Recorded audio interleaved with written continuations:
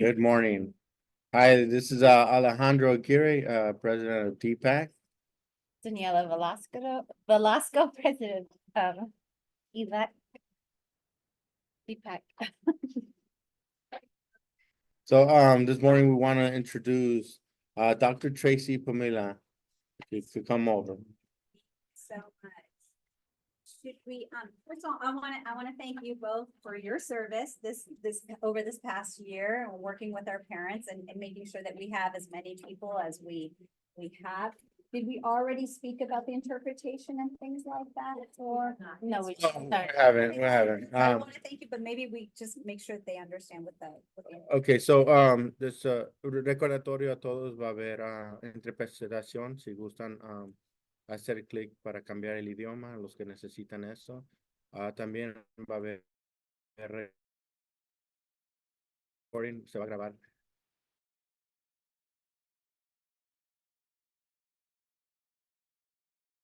Y como haciendo presentando lo de LCAP.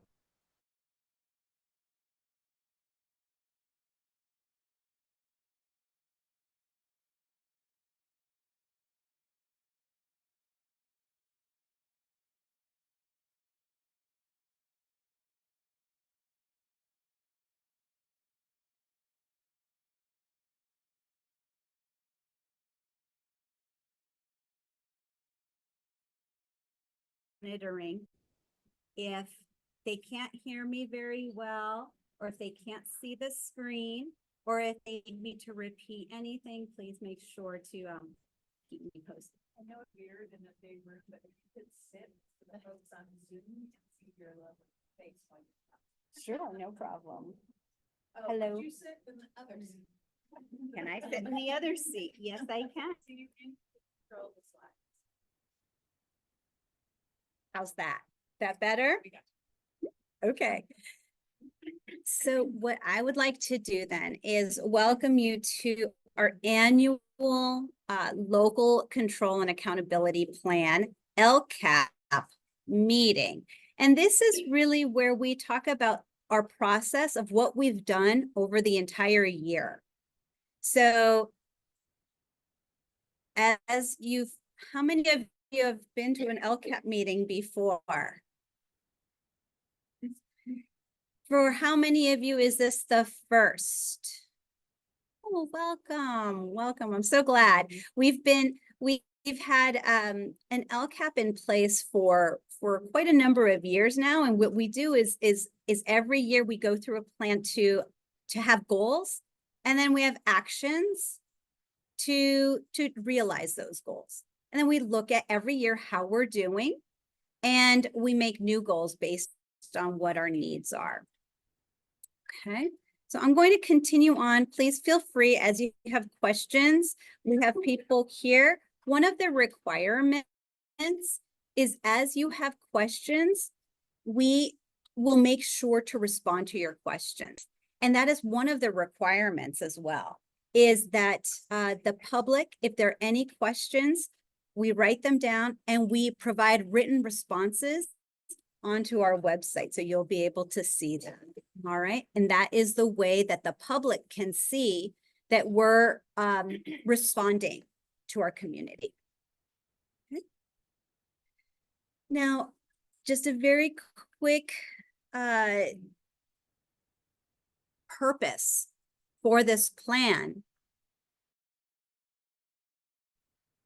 The sole purpose of the LCAP is to identify and meet the needs of our unduplicated pupils. And only in education can you have a word, like a phrase like unduplicated pupil. Does anybody know what an unduplicated pupil could be? To think a little bit about that. An unduplicated pupil. So if I have a student, and in education, we're required to ensure that our students are progressing. And so we classify them. We'll put them like, how are our boys doing? How are our girls doing? How are our low-income students doing? How are our non-socioeconomically disadvantaged students doing? We check. How is Green doing? How is Mitchell doing? We do all of that. We'll check all of you and we'll check some of us, right?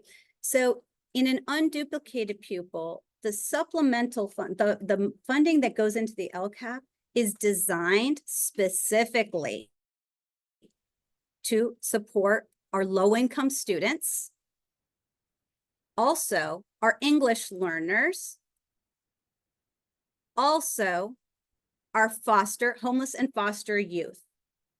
Okay, so homeless and foster youth, English learners, and low income. Okay.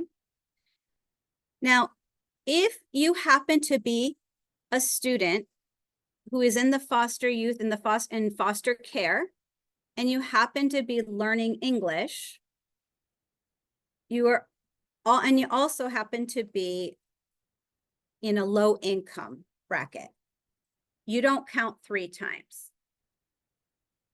right? You only count once because you're one student.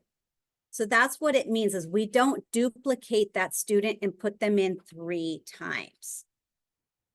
Does that make sense? Yeah. So when we look at these numbers, these are actually duplicated counts. I want you to know that. All right. So we don't have separate 3,000 low income students right here in this little guy right here.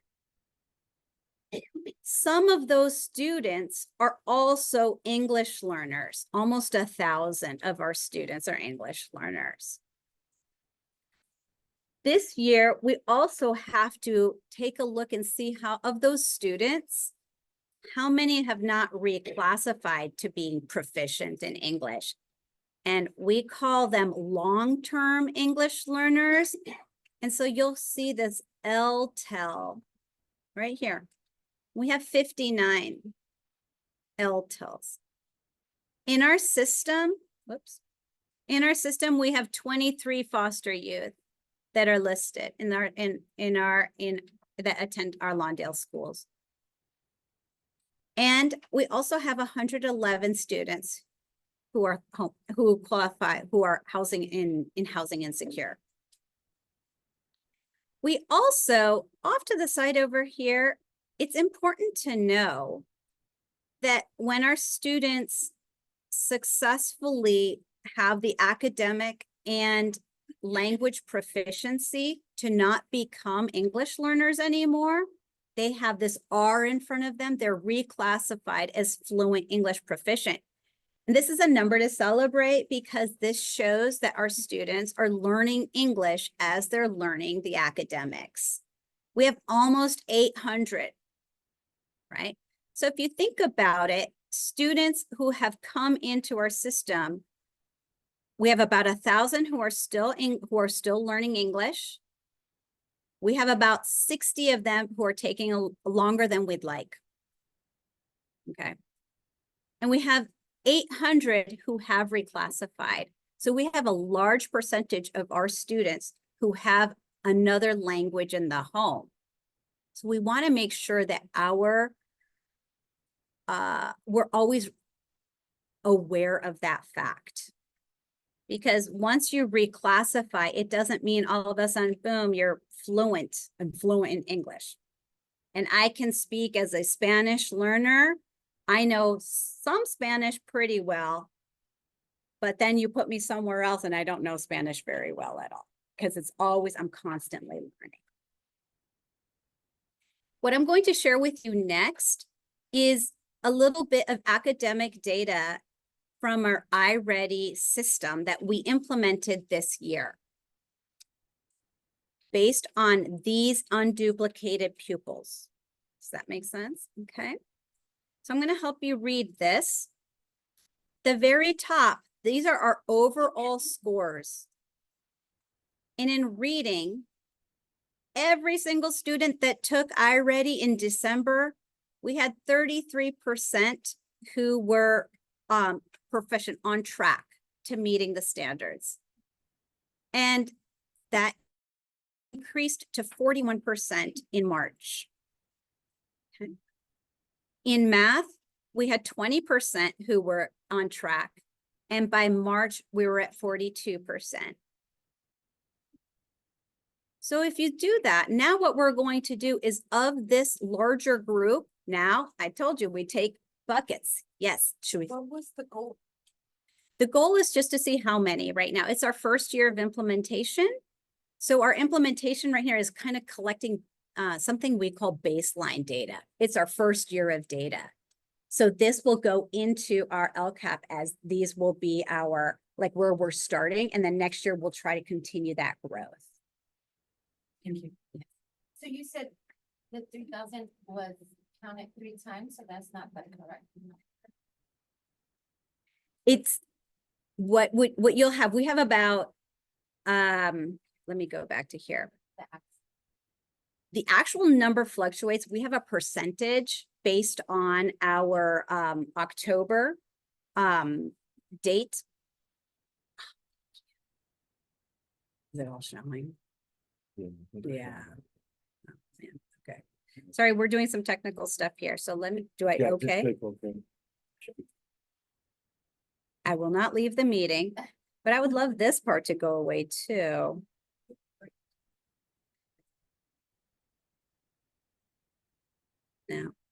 No, that's as low as it goes. All right, I guess it'll just have to be. If I'm not moving the mic or the mouse, right? So I'm just gonna point to these guys. Yes, How Oh. many children are in our district? about 4,000. It's about 85 to 88% of our students who are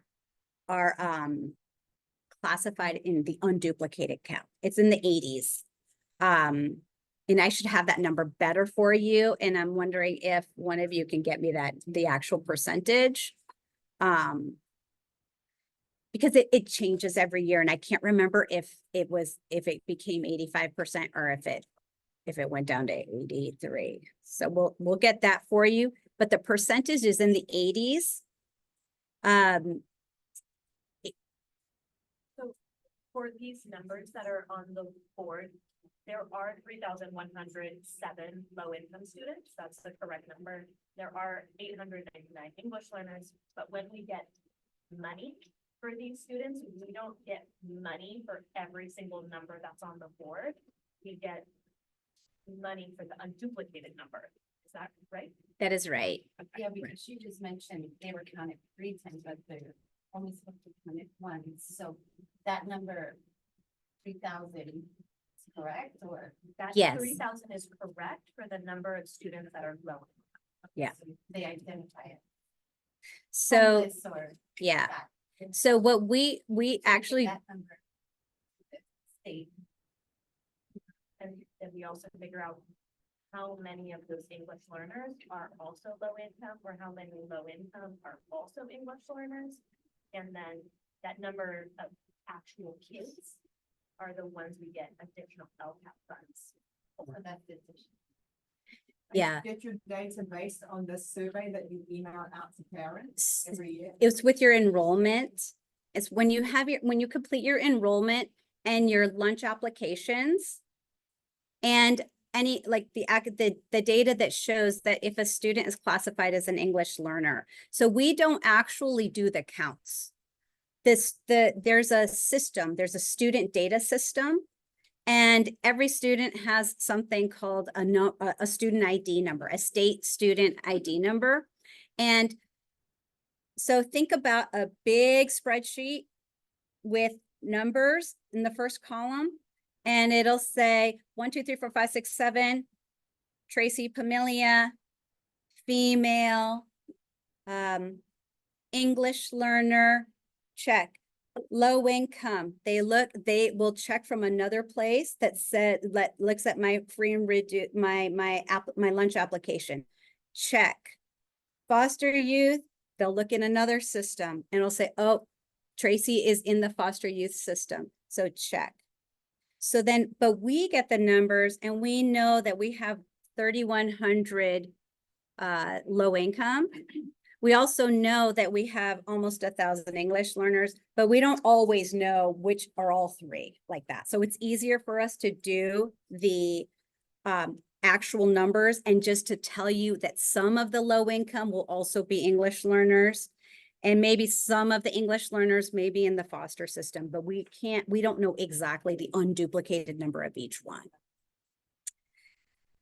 What is, this is the number. Oh, you wanted me to do the number? We have, this was from this year. Yeah, 23, 24, almost 5,000, almost 5,000. Is that including environmental charter? So we'll get you that number. So does the number make a little bit more sense? Now,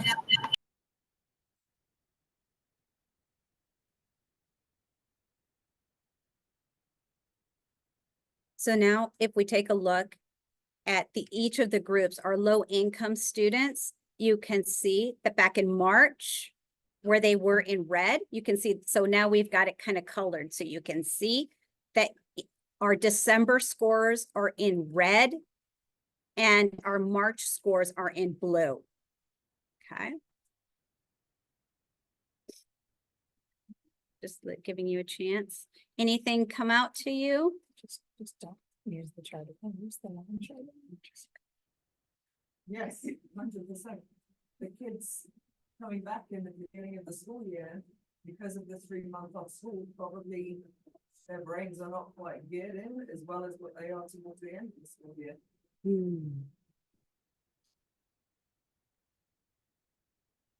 That I would be interested in seeing. We do also have a September date that we give them this at the beginning of the year. December is the mid-year though. So we provided this information just to see kind of when they're at the middle of the year and then here in March toward the end. So some places we see dramatic increases and other ones not very dramatic increases. But to your question, this provides us with this baseline, this information so that we can work off of it so that we can create goals for next year. So I did see that we have a number for you. And that was of all students, about 4,400 students total in 23-24 for our student, for our student count. And then from that, we have a percentage that are unduplicated, but that's just our pupil count. Yeah. Okay. Yes.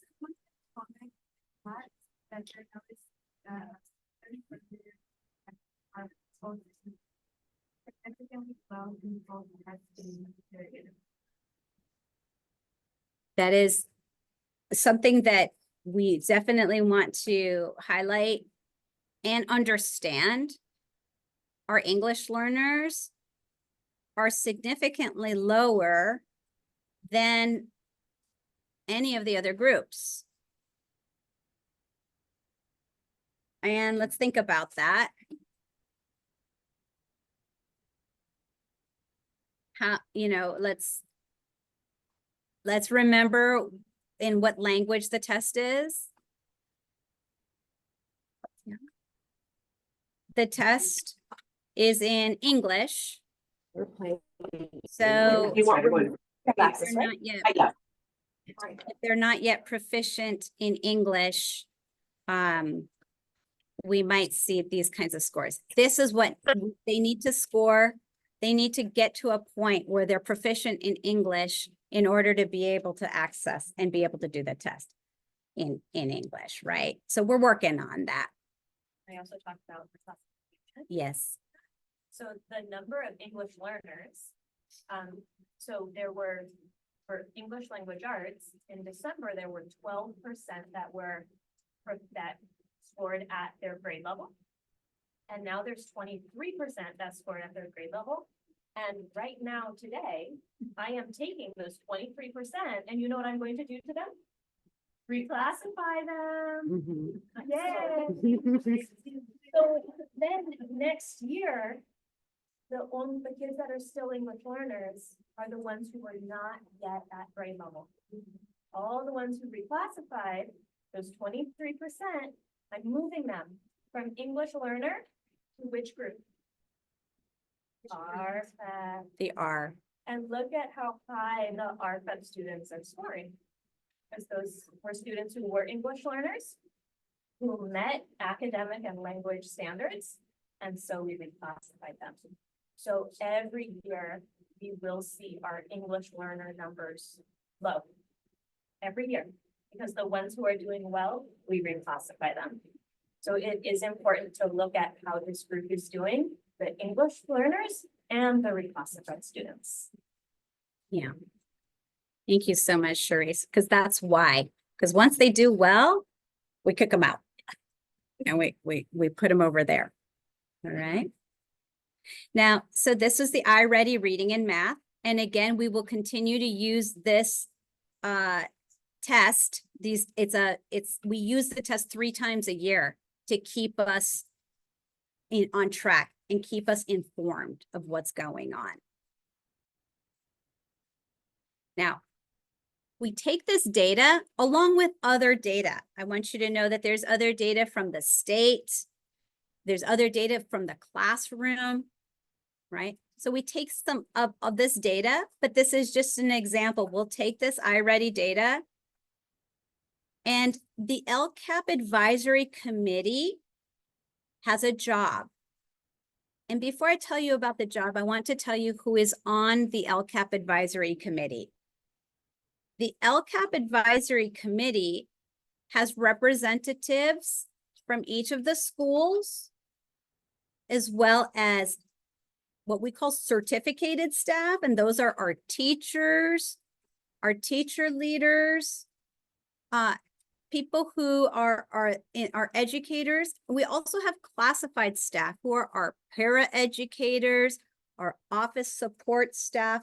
Anybody who is part of the classified is also a part represented in the committee.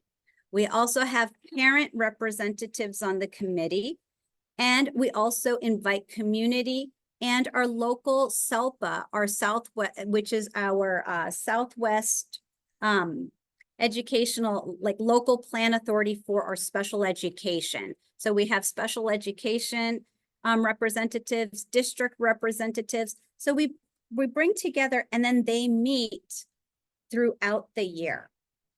And they look at our actions, because we have goals in our LCAP. And then they say, how did it work? So they do an examination and an analysis. And so in the parentheses you see here, they look at how we implemented those actions. So if my goal is to lose 10 pounds and I have to exercise 30 minutes every day as one of my actions, I'm going to see how well I implemented that. It's the same kind of an idea. We have a goal. We're going to raise our academic achievement.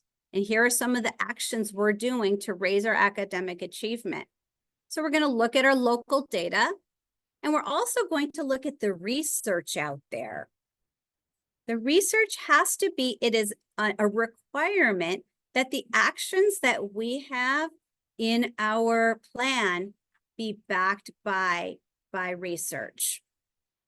So they look at all 3 of those components, and then they prioritize the LCAP actions just to say what worked best, what worked better, or what worked. And I just want you to know that every single one of the actions we have in our LCAP is backed by research, and they are known as effective actions. They all work. But of course, in the same way as exercising 30 minutes or moving up and down my shoulders while I'm sitting, probably exercising 30 minutes is going to be more effective than me moving my shoulders up and down, right? So it'll still work. I'm still moving. I'm still burning calories, but some will work better than others, but it will still work. So what their job this year was to take our existing actions and put them into these 3 buckets. What they identified as working best, what they identified as working better, and what they identified as works. And the reason why we do that is because we want to see what are some things we can do to improve. If anything's working, how can we get it to move into works better or works best? Does that make sense? We want to be able to look at that. So I also want you to see then, they looked at all of our actions, and this is the committee got together and they looked at each one of the actions, and they looked at the research, and they looked at the data. And they placed these into these buckets. And you can see that under works best, student social emotional support was ranked very highly. They highly valued and saw the effectiveness of our social workers and our PBIS program as starting to really get everybody together on our common expectations, and social workers providing the support needed when students are needing more help. The support for student learning, our teacher leaders are there to support our students by supporting our teachers in best instruction. So we have our students, our teacher leaders who are language arts specialists. We have math specialists known as math TOSAs, and we have English language development specialists known as ELERTs. We also have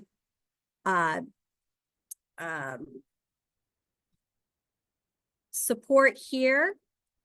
We have professional development, and we have collaborative time for our teachers to really talk about their students and improve the instruction inside. We also want to make sure that we're providing supports for our students who have, our students with disabilities and qualify for special education services. And we want to make sure that when they are supported in our general education classes, we do something where it's called an inclusive structure. We include them. We want to make sure that we're not excluding them when we can do things within our power to ensure that students with disabilities are included as much as possible within the school day. And then we want to make sure that the sites themselves are supported with their single plans, which are related to our LCAP. So everybody, if you're on a school site council, thank you. And if you have gone through and developed the plan with your school site, you will see that it's very much aligned to our LCAP goals. Then you can also see under Works Better, we have our student programs and making sure that we're supporting our TK programs and our dual immersion program, our community liaisons. You know how important they are at every one of our sites. And we're really working to build up our technology, robotics, and engineering and computer and our coding, which is known as our TREC. So that's maker spaces in the elementary schools. And then we have TREC electives in the middle school. We have our teacher leaders in the maker space and in the technology. And we have aides at every one of our schools to support our technology, our educational technology. When we've got licenses on software, if you're on Lexia, or we are using LCAP funding to support those, right? And then what works, again, what we said is all of these things work, but maybe some of these might need a little bit more attention in order for it to work better. So we want to look at our arts program in the coming year to see what kinds of things can we do to really impact and support our students, as well as our targeted student programs. We had our Saturday school, which was effective, but we want to make it better. And our support for parents. You know, we're still working through Parent Square. We've got a little bit of things that we got to work on, but we know it's really important. But we just want to make sure that we iron out those kinks. Our live translations, making sure we have that in our food wellness. And then our library supports. How can we really enrich the time in the library for our students? Right? So that's how they did. So they looked at this, and this is what then we used in order to draft the LCAP. But you will see these, all of these actions are still remaining in the in the LCAP, but it informs and helps us plan for next year what we'll be doing. So again, this is our number one job, is to implement these actions, refine the actions in order to increase achievement. So that's what we do. We look at our actions. How can we do better? Let's refine it. Let's revise it to get better. And it's these students down here that are covered up, right? But that's what the plan covers, is our students who are low income English learners and foster youth. Okay. We're doing that by looking at our professional learning communities. We have 3 drivers in our district, and this is kind of our how. We're making sure that our teachers have the capacity and the time to plan out their instruction. We're using data like iReady to help with that instruction and help us make decisions.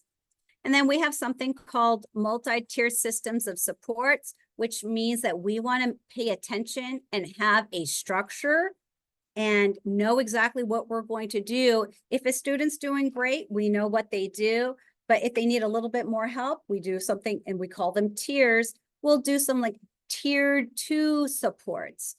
And if they need a little bit more help, we'll have tier 3 supports. But we have these things already identified.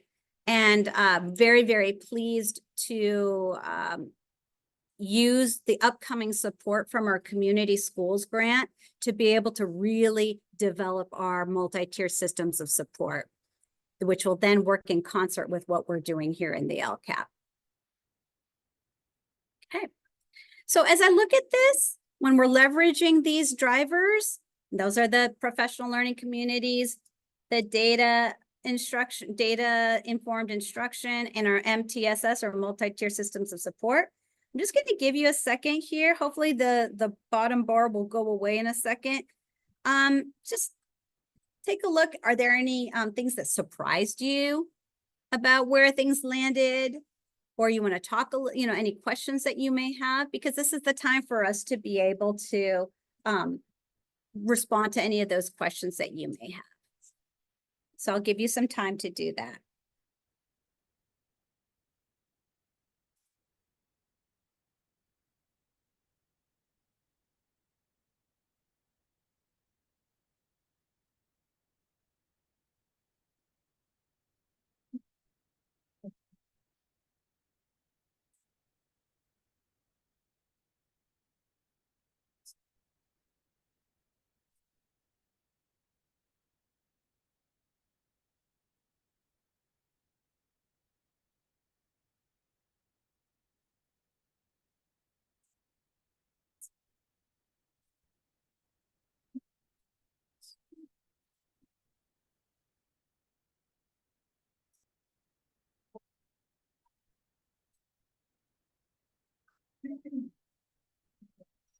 It's about where the house and their specialty. Yeah. Hold on. Hold on, sorry. Hold on. No, it's not. I just want to make sure that she's got it all set, and then we'll start taking notes on those things. All right, so maybe about 30 more seconds if you want to finish up your thought with your shoulder partner.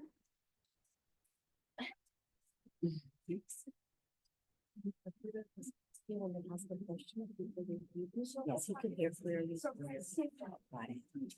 Thank you. Nope.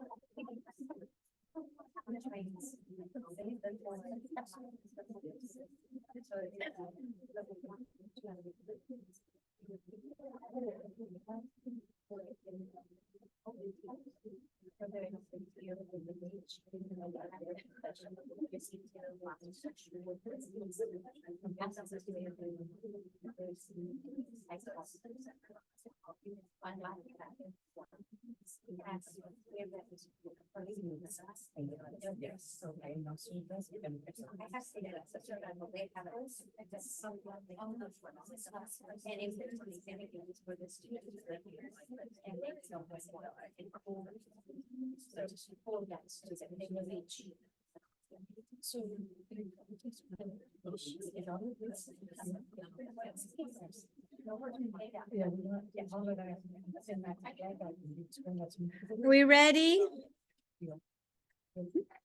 I gave the 30 seconds, everybody started talking. Okay.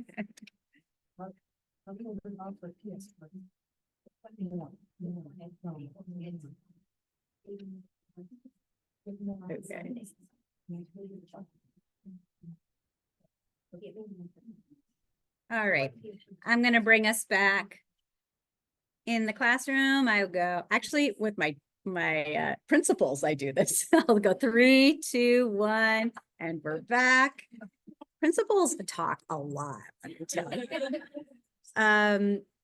So should we start? You have questions? Yeah. Well, I have two.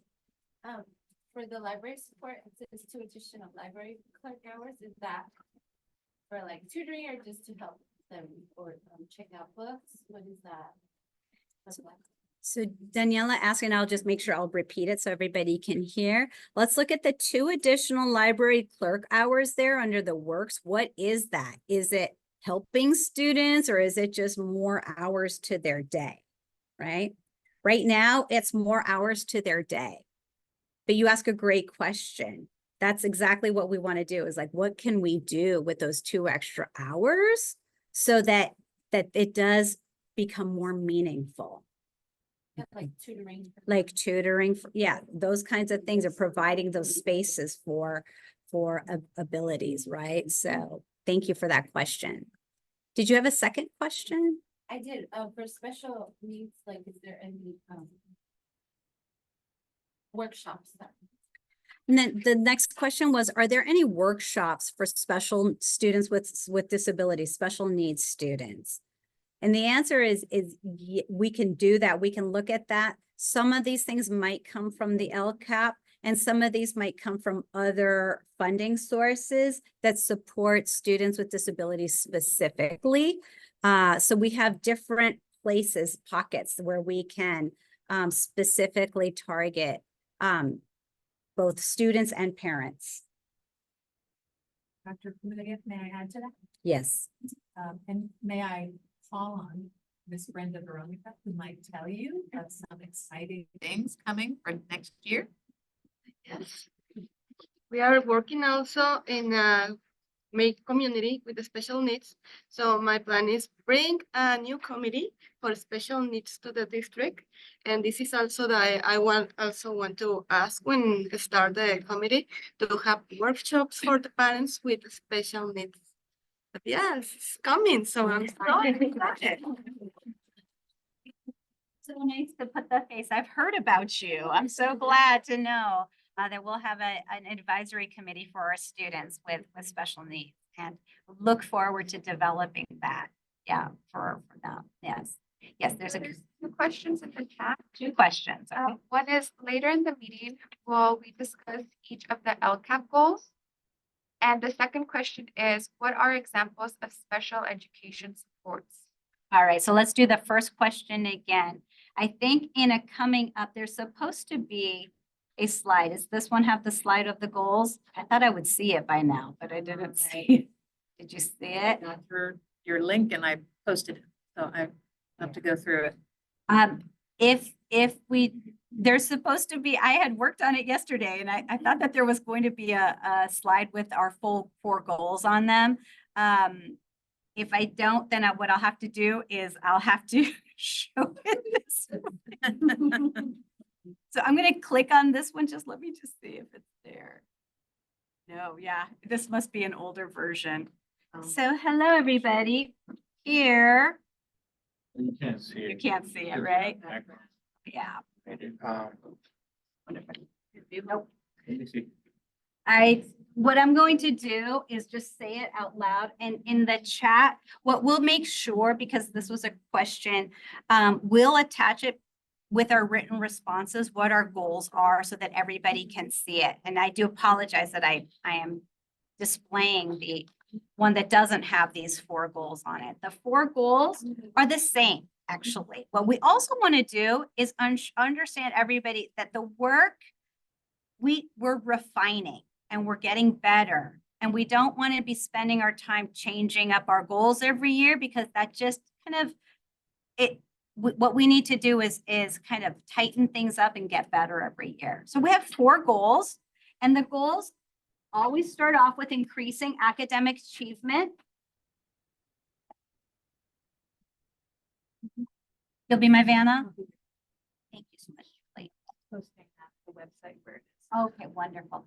And making sure that all students ensure through high quality actions and services. And it's really about kind of 8 state priorities that come into these 4 district goals. So the first one is about district or academic achievement. The second goal is about ensuring access and equity. And so we want to make sure that when we're looking at students and maybe some barriers that are preventing them from having success, we want to make sure that we develop actions that ensure that our students have access. Number 3 is very important for us, is to ensure that our community feels engaged. Engaged, not just about us telling you what's going on, but you feeling like you're a part of it. So both parents having a voice, our community having a voice, we're really going to be able to build that up with our community schools grant. The second part, just as important, is our students. Making sure that our students feel safe and students feel like they have a voice in the schools as well, so that they feel like they belong. Our 4th goal is really looking into the future and providing 21st century environments, because our students, what we want to make sure is that they have an understanding of the skills that is needed in order to, not work back in the 1980s, but work more in the 2040s and the 2030s, right? So we're talking about technology, having a good understanding of how technology supports student learning and can move things forward. And it's not just about technology, it's also about design, like thinking about design and thinking about collaboration and communication and things like that. So 21st century learning environments, engagement, access, and academic achievement are our 4 goals. Okay. The second question? The second question is, what are examples of special education supports? Down here, special education supports. So we have a specialist that works with students or works with teachers to support students with special needs. And it's an educational a specialist that provides professional development to teachers to ensure that teachers know and have the tools to work with students with special needs. When you talk about special needs children, do the GATE children that are identified fit into that category? They would fit in this categories for students that are have disabilities. So they're students with disabilities. And we have funding that is outlined for students that are outlined as gifted and talented in other areas and in other funding pots. But this is not.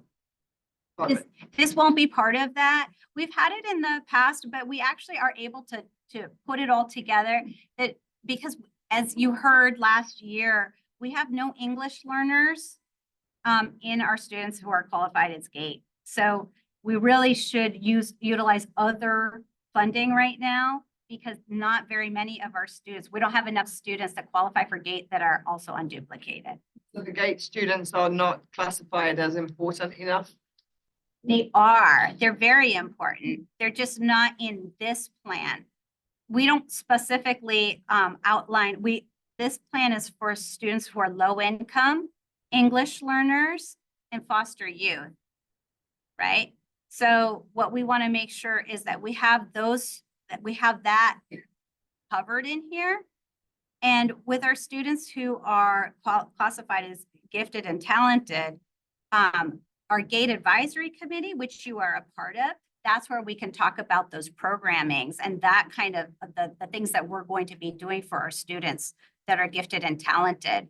But we absolutely value and want to ensure that our students who are qualified as GATE receive the services that will push them and challenge them even further. Any questions? So, oh, go ahead.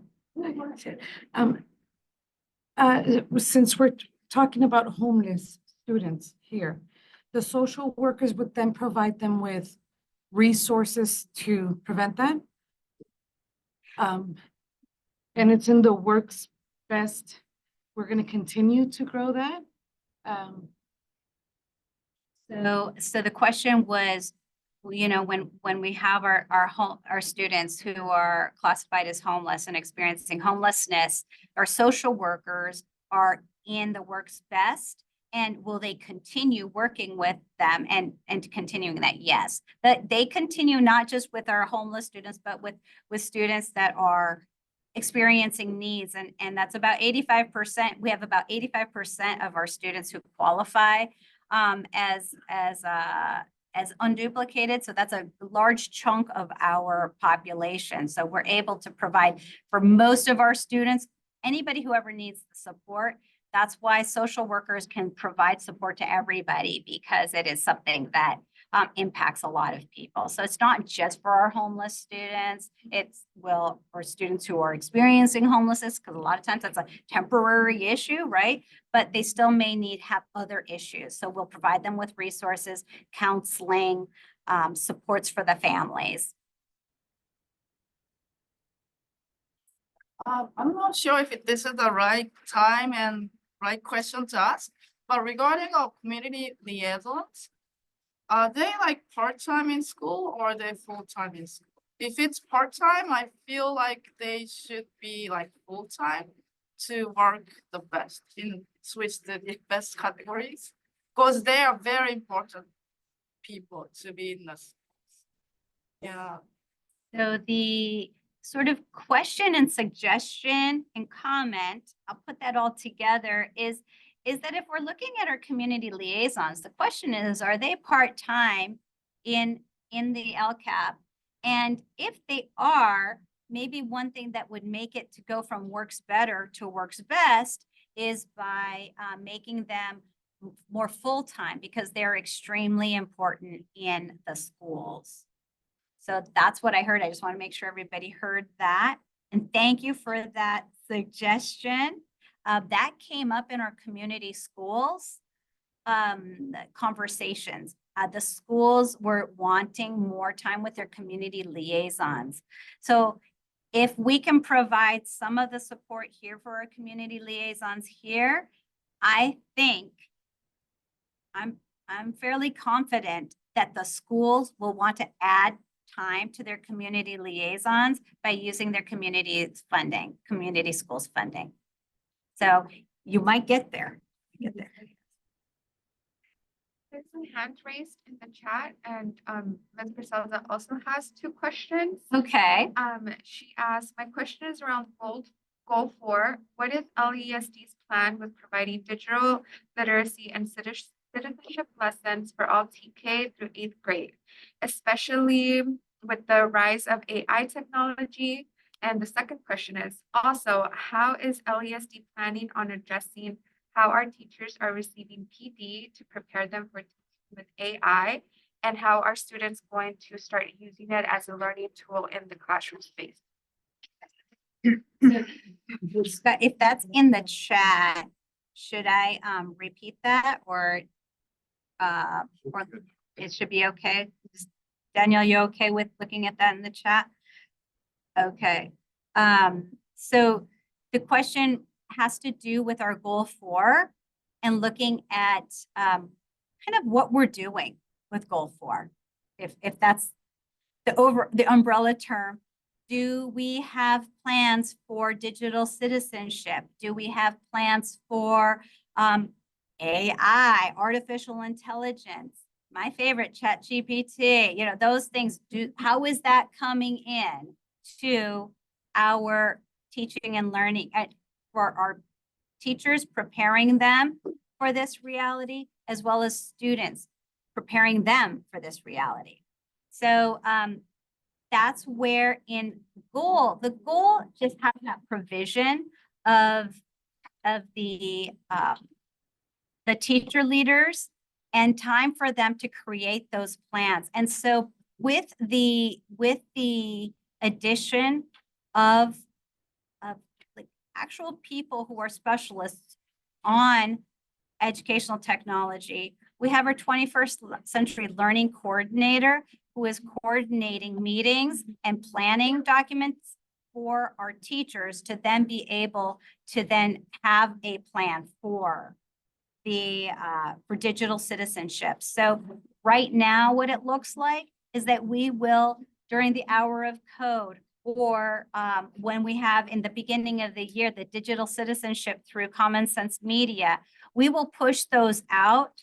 But the more organized we get, we'll be able to have actual days and times when we're going to be able to do that within the makerspace or through an actual articulated plan. And that's what's happening between the coordinator and the teacher leaders, both at the middle school and at the elementary. So they're meeting on developing a curriculum for digital literacy, as well as the next thing you asked about was artificial intelligence. Now that is happening at the county level right now. And we have our director of instructional technology, or IT director, sitting on the LA County Office of Education task force. They're providing kind of some guidance for us. And that next step, they've been working on it all year. The next step is for the district to have an AI task force. So we'll be developing those guidelines in the coming year. Did I answer the question, you think? I think I got it. We have a question, comment on that.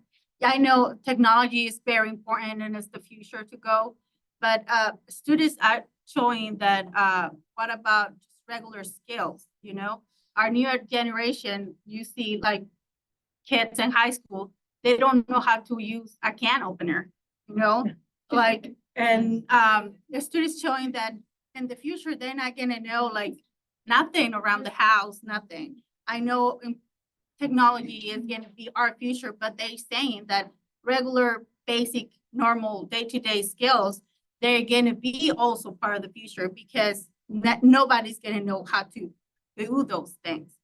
So, and Finland is the best education in the world. And kids up to 7 years old, that's when they start school, and they start doing just going to school using just regular skills, like going to the woods, preparing, like, pretending, cooking and stuff like that.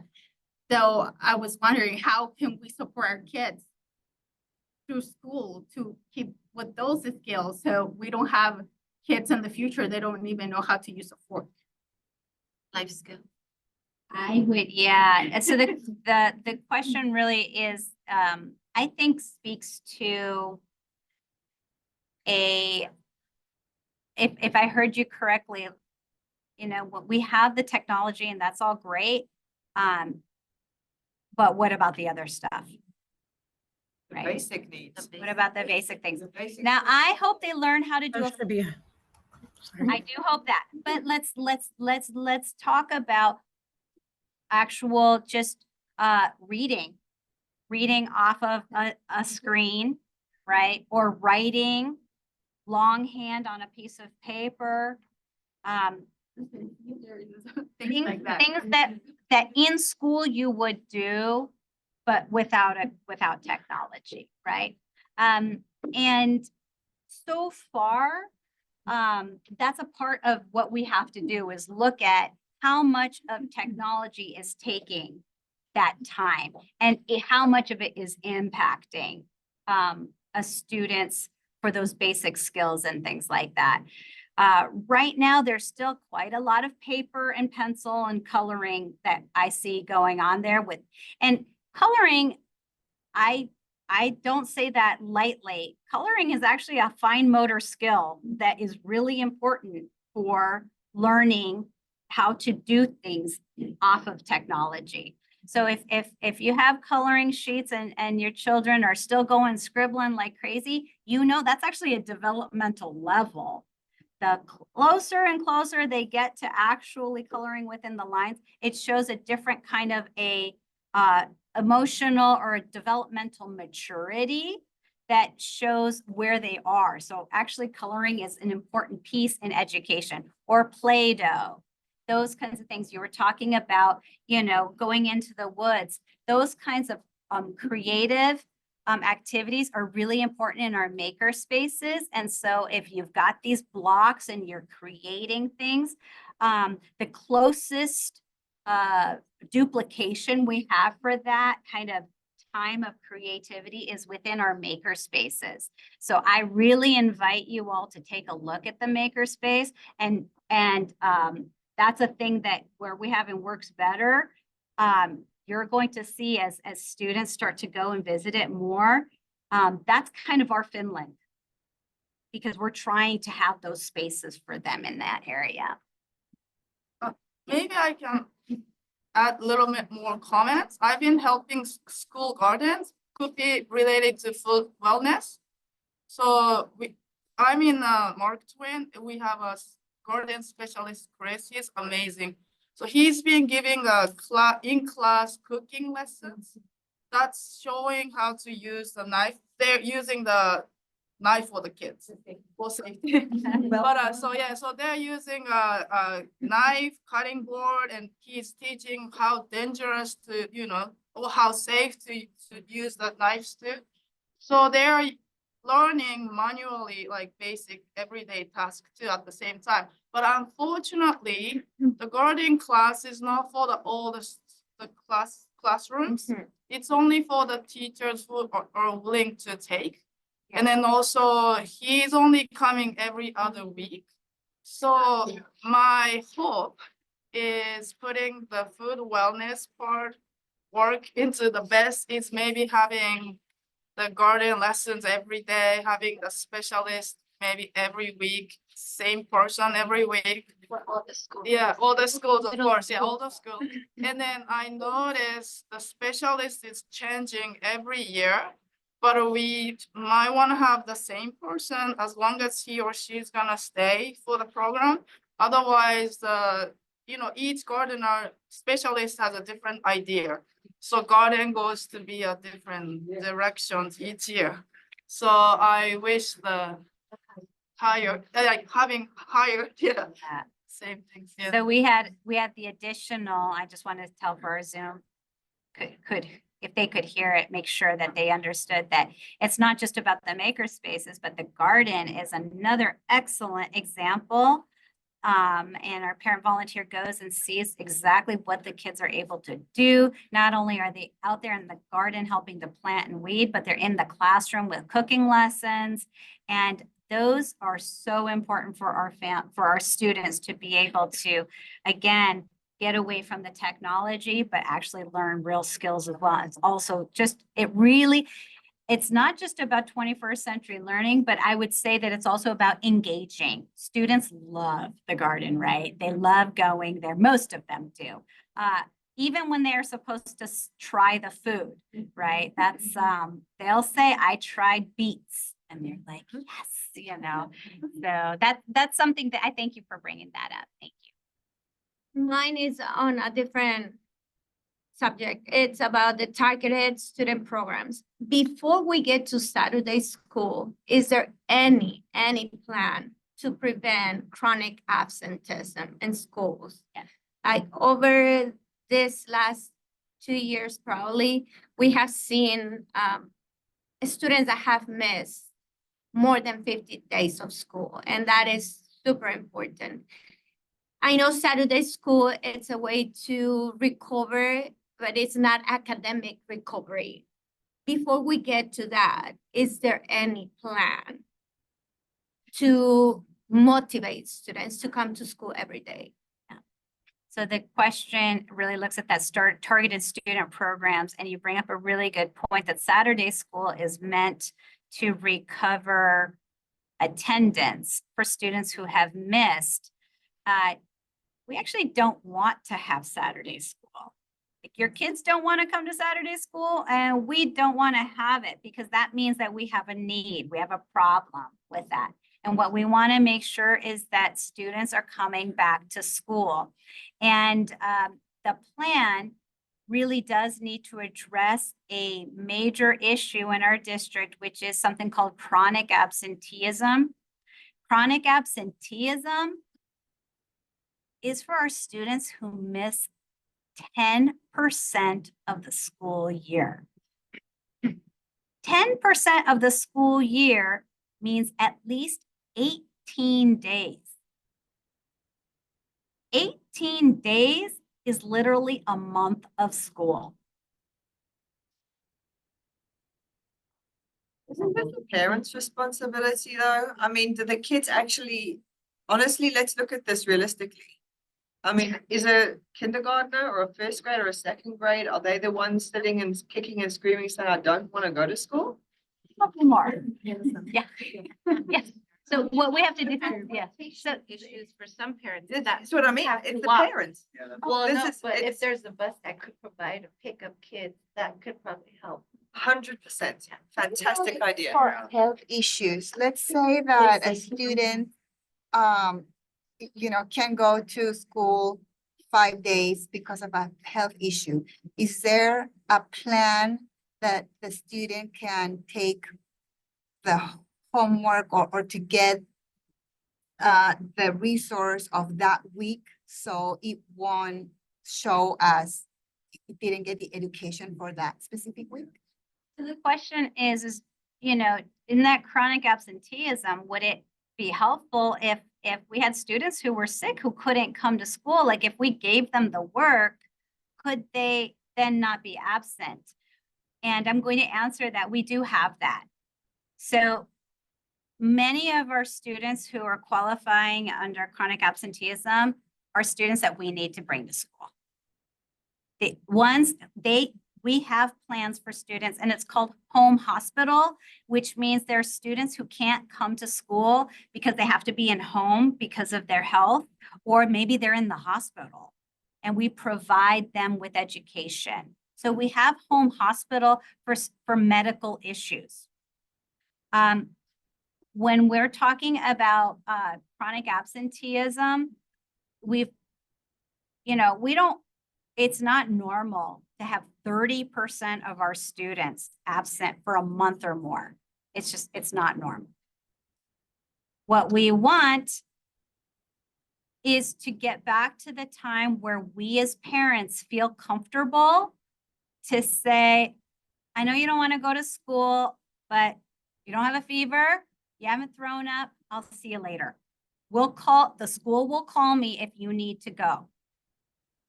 Let me tell you, as a parent of 3 kids who every day going, do I have to go to school? Do I have to go to school? I'd say, yes, you do. Yes, you do. And I learned this because my kids hated the car seat, like hated the car seat. And I had no choice but to stick them in the car seat. And I don't know about you moms or dads, but the things that we have to do sometimes to get the kids into the car seat, it's the law. And that's how we have to feel about school. It is the law. So once we get to that point, I gave my kids 1 day in a year where I'd be like, okay, you get 1 day in a year. Everything else, you have to be throwing up in front of me. Okay. Because that's just what you have to do. That is our job as a parent. And what happened is we let that go for COVID and we had to let it go because of COVID. But we got to pick it back up, and we got to pick it up strong because kids are amazing creatures and they will do whatever they can. And I say this with absolute respect for our kids, but my kids, if they can get away with it, they will, you know, if I let them get away with it. So I have to know as the parent, you're going to be okay. You're going to be okay. So that's the thing. And sometimes when the kids are saying like, Mom, I want to go to school today. Oh, no, it's okay. We have to pick up grandma from the airport at 1, but Mom, I want to be at school. Sometimes the parents will find a way to usually if the kids want to be there, the parent will find a way for the kid to get to school, if at all possible. So to your question too about whether there's a plan for it, a lot of times what I have found successful is a bit of a competition, a bit of teachers are really important in this conversation. And the teacher's going, I want to see you tomorrow. It's so good to see you. Let's do this. We have an attendance contest, you know, let's see if we can have the best attendance, those kinds of things. So little things kind of add up where we really put attendance as one of our primary focus areas. And it really does have to be a primary focus areas because that is where we're struggling one of our biggest struggles across the district. So thank you for that. And there is a plan for that. Thing to that before the next question. We're approving your school plans at the board in June. These are issues that you tackle at the school level, right? This is goal 3.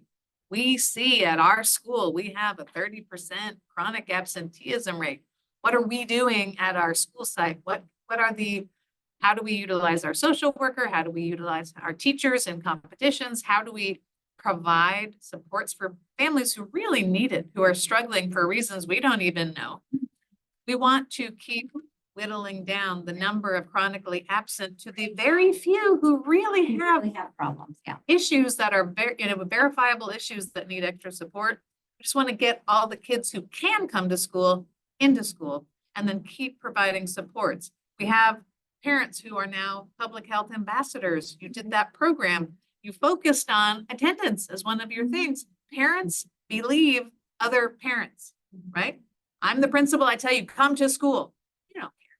But your neighbor says, I can bring your child to school. Come on, hop in the back. Great.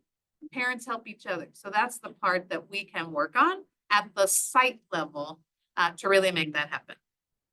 Yeah, thank you for bringing this. So I just want to say what Dr. Kane said was that at the site level and their single plans, which will be approved in June, there are attendance goals and things like that to make sure that we're bringing in the students who need a little bit more encouragement so that we can really focus on our supports on the students who have valid struggles to come to school. I'm gonna go to the chat here. Yeah, so there's a couple comments and a question in the chat. So I'll go with the comments first. It says, this one is about digital literacy. It says, I would love to see LESD sign up and promote with the Wait Till 8 campaign, as many districts have. The other comment is there are mental health reasons why students are absent and other circumstances causing those absences. And it says, I also feel it is a culture issue that we need to address. I hear a lot of parents thinking it is not a big deal to not have your kids attend. As a Hispanic in the community, I have heard it all. For example, the day of the eclipse, moms didn't want to send their kids to school and kids were absent. And then the question is there any data on what are the primary factors causing CAP or many LESD students? CAP? Chronic absenteeism. Oh, yeah. So is there what was the last Is there question? any data on what are the primary factors causing chronic absentees for many LESD students? I can take a look and see what the primary factors are. I don't have that in front of me and I'd have to check and I'd have to do a little research to see if that's been fully analyzed yet. I'll check on that. I appreciate the comments as well.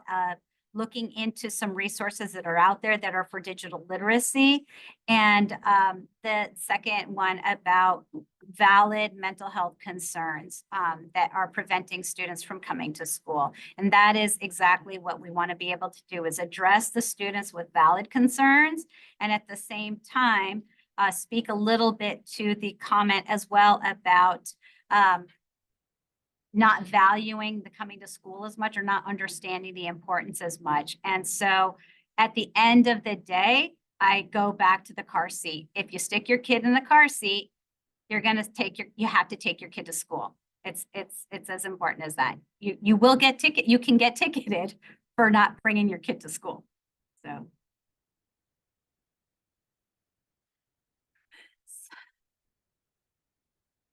The speaker is clear now, so we're good. Okay, thank you. Thank you.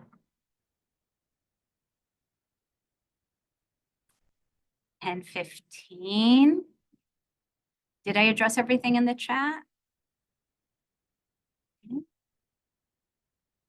I'm hearing from the team here, making sure that we kind of look at 21st century learning goals, looking at our targeted student programs, looking at our chronic absenteeism, looking at making the library sports a little bit, seeing how we can make these things over into the other buckets. Social workers and so social emotional supports, special education supports. I heard that as well. Anything else?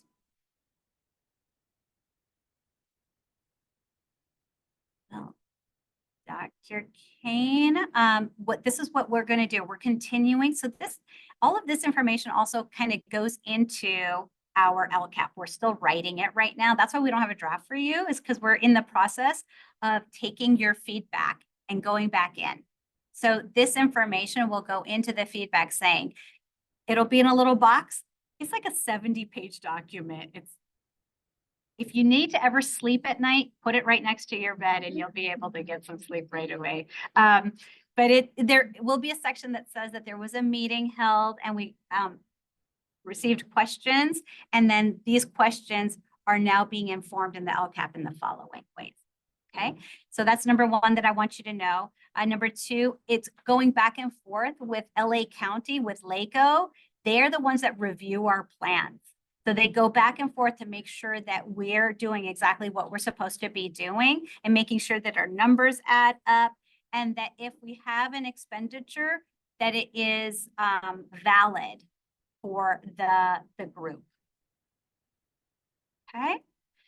So in June, we'll have another presentation for the board. The next presentation is for our Board of Trustees on June 13th. And then we'll be presenting it just as a first draft, an informational meeting that time. And then we'll go for approval in June. It's June 27th, it must be, after that. That was June 26th, but it's a Thursday. It's the last Thursday in June that we'll have the board meeting for approval. And then we start again on this 3-year cycle. Okay, yes. Question. Big question. I think you answered the first one. Is there an opportunity for families to review the LCAP draft? The second one is, I know it was mentioned earlier that there will be a new special education program to start next year. Will it be a district-wide program, or will it also be available at the school level? The question was asking about a new special education program. I think it might have to do with what we were talking about with a special education committee that is dedicated to students with disabilities and supporting parents of students with disabilities. So ensuring that they're getting the workshops and the support that they need to help their children at home.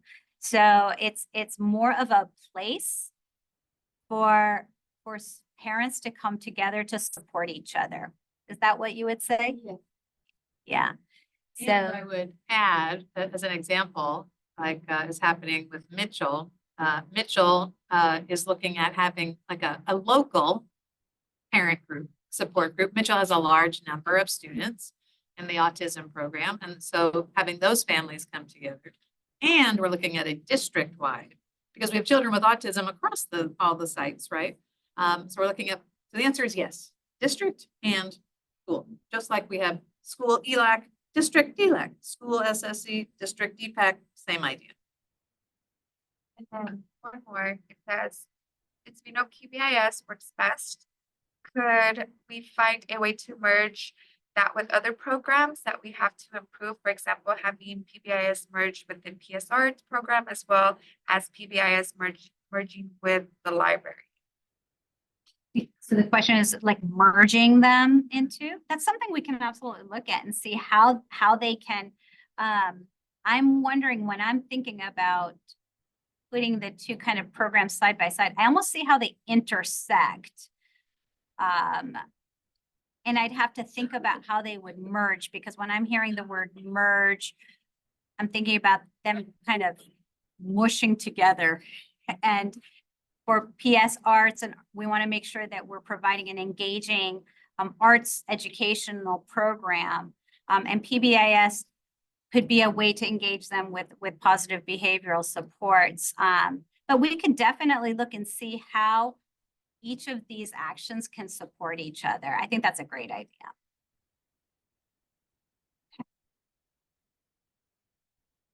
Well, thank you so much for your time. I know that there are little bits of fruit and goodies back there. Please help yourself. Again, if you have any questions, you know how to find me. Thank you, Dr. Kane, for putting this together. Do you want to say a couple of final words for, this is our final DPAC of the year, right? Final DPAC, Come on up. Let's do a kumbaya moment. But I want to remind you, this was our last business meeting.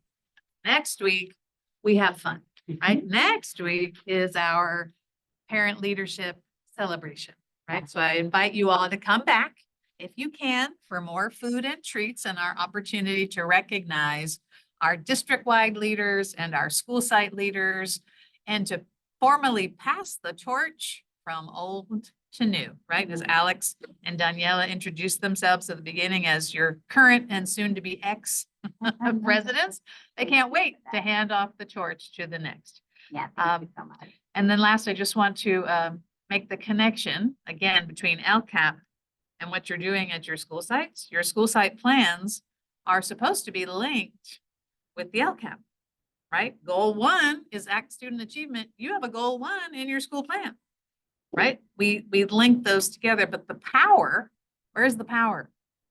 At your school site. That's where you're making the decisions. That's where you're interacting with children. That's where you're seeing results. So that's why we try to bring our school site councils here, right? So we can learn from each other and you go back. Same with our ELACs. We come, we learn together and we go back. So just a preview for next year. We're already looking at a date for our second annual volunteer fair in September. Better than last year. Appointments, no wait times. We learned we're getting smarter. We have coffee with the superintendent already scheduled for September 12th. We are planning, I would like to offer this year coming up, school site council training for all schools together. In our DLAC meeting was mentioned, couldn't we bring our ELACs together to meet each other and learn from each other? So I would like to do that as well in September and bring our leadership together for a social hour, but also let's learn from each other and let's build. Like Mylette was here earlier saying she went to JAM's ELAC meeting this week. They had one parent, one very strong parent who's excited. She's like, you know what? I'm going to help you.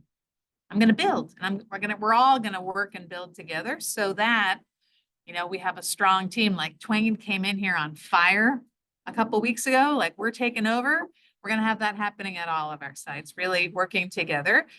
And our leaders like Daniela and Alex, they say they're ex-presidents, but you know what happens with our ex-presidents, right? They go on and take other roles. They become the head of PTA or the head of their school site council, or they mentor the next one coming down. So Our community keeps growing. It's a wonderful group, and I hope we celebrate next week. We have a nice summer break and you come back on fire to start the new year.